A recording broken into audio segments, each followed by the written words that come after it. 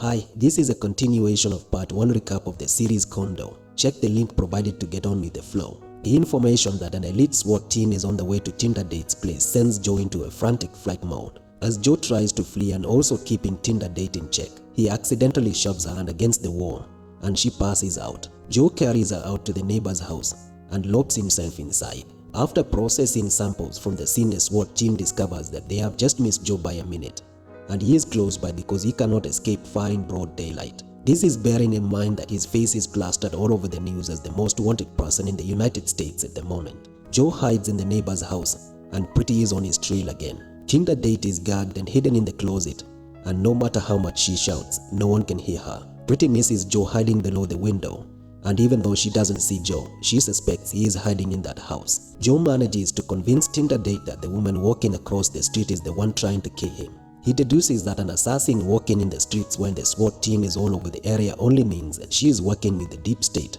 and probably a CIA operative. Tinder Date calms down.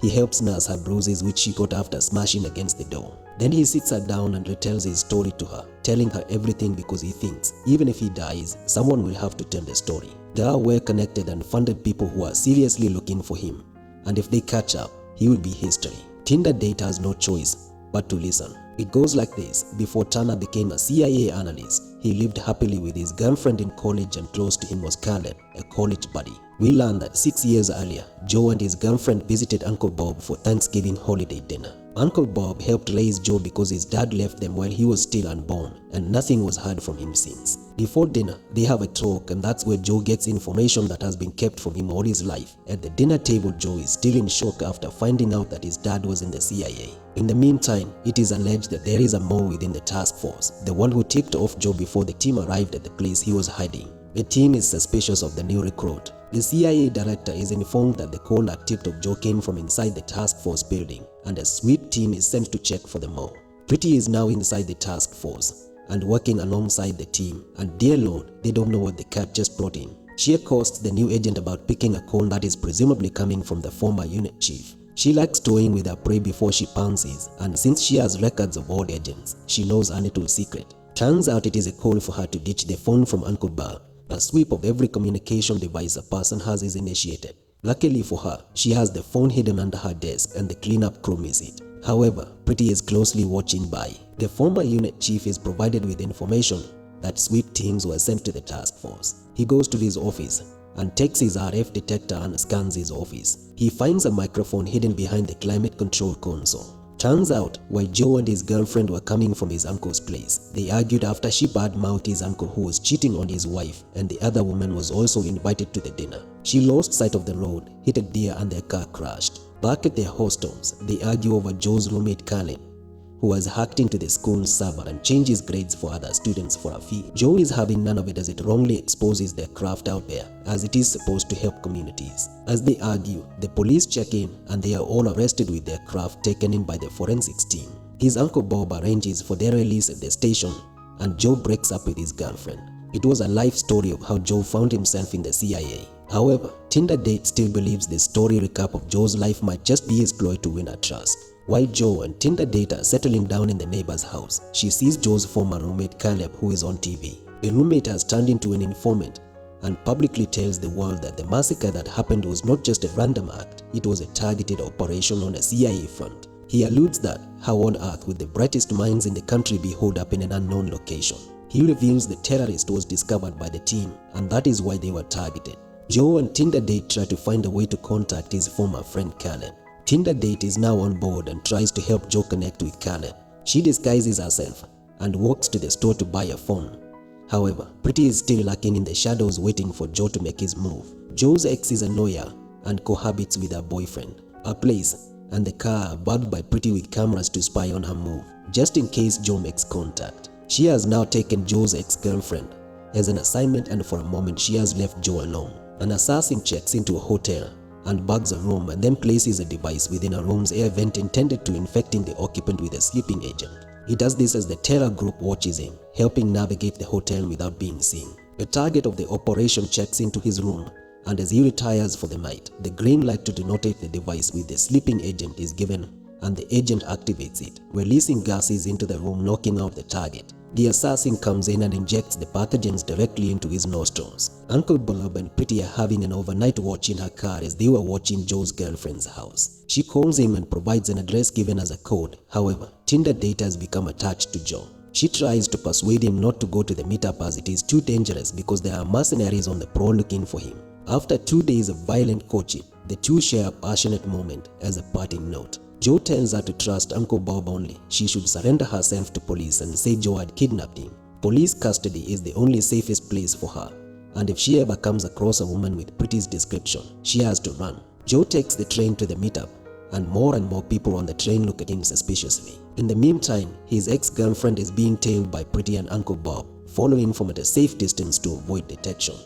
But sitting in a park, she spots them and gives them the middle finger. From Uncle Bob and Pretty, we learn that Pretty is an ex-Mossad who was dismissed because she was mentally unstable with borderline personality, morbid obsession with death, and a nymphomaniac. Hey, no wonder she burned Joe before she tried to eliminate him. Uncle Bob profiles her and warns her that anyone who touches his family, including those who enlisted her services, he will come after them with all he got. Pretty just stays silent, never responding to any of the claims. At the meetup, Caleb is not there and has sent another person instead to pick up Joe. He gives him pills to swallow to knock him out, and he flatly declines the offer. The new agent is at a bar and picks up a random dude for a quickie in the toilets. But even though she agreed to it, she changes her mind and tells the dude to back off. But the guy is ravaged by desire to even listen. As Caleb walks off, he is put on a chokehold and force-fed the pills, while the agent tames the guy attempting to harass her by ramming his head on a toilet seat. If a lady tells you to back off, you better back off. After all, she found another way to let out her emotions after her lover's tragic death.